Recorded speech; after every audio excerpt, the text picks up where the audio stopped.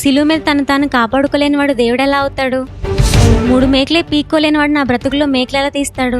నీ కోసం, నా కోసం, ప్రపంచ మానవాళి కోసం పరలోకాన్ని విడిచి మనుషుని పోలికగా పుట్టి దాసుని స్వరూపం ధరించి తన్ను తానే రిక్తునిగా చేసుకుని ప్రాణాలతో సహా అన్నీ వదులుకున్న ఈ త్యాగానికి ఏం పేరు పెడదాం సోని? ఆయన చేతుల్లో పడ్డ 3 మేకలు ఎందుకో తెలుసా? మన చేతుల్లో ఉన్న పాపపు మూలాలు తీయడానికి. ఆయన శిలువ శిక్షను భరించింది ఎందుకో తెలుసా? మనకొచ్చే నరక శిక్ష నుండి తప్పించడానికి. 3 లోకాలు సృష్టించిన దేవునికి 3 మేకులు తీసుకోవటం ఒక లెక్క కాదు. సమస్తాన్ని శాసించే దేవునికి శిలువ నుండి దిగి రావటం కష్టమూ కాదు.